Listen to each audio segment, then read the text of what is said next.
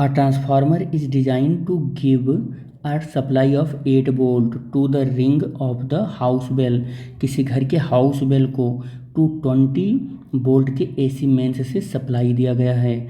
अब 240 का अगर एसी मेंस है तो इसका मतलब क्या हो गया कि ईएमएफ स्मॉल, ईएमएफ कितना है, प्राइमरी का है। इसको हम ईपी से लिखते हैं, कितना, 240 वोल्ट का, और सप्लाई दिया गया है। सेकेंडरी उसका कितना है, ईएस कितना है, 8 वोल्ट का है, 8 वोल्ट का है। और प्राइमरी पर नंबर ऑफ टर्न कितने हैं, प्राइमरी पर नंबर ऑफ टर्न है 4800 टर्न है। ठीक है, सेकेंडरी का नंबर ऑफ टर्न कैलकुलेट करना है, सेकेंडरी का नंबर ऑफ टर्न कैलकुलेट करना है। हमें मालूम है turn ratio, turn ratio is equal to क्या होगा, turn ratio is equal to होता है number of turn in secondary upon number of turn in primary. EMF of the secondary upon EMF of the primary is equal to small n, जो कि turn ratio होता है। हमारा काम इसी से बनेगा।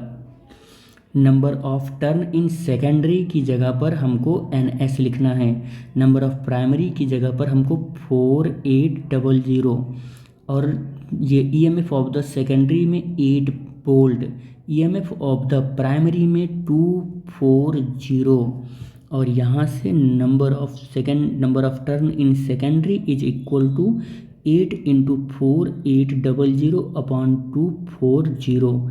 ये एक जीरो से एक जीरो कैंसिल, 24 यहाँ से जाएगा 20 हो जाएगा। Number of turn in secondary is equal to 160 turn.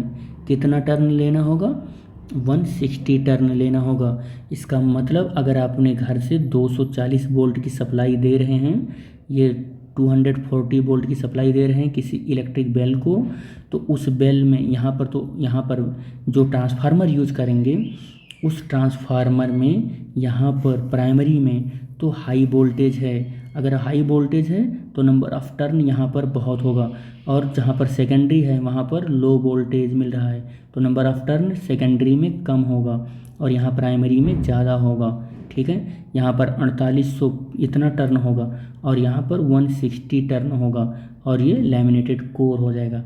हमारा जो ट्रांसफार्मर है वो ट्रांसफार्मर स्टेप डाउन ट्रांसफार्मर होगा, स्टेप डाउन ट्रांसफार्मर होगा।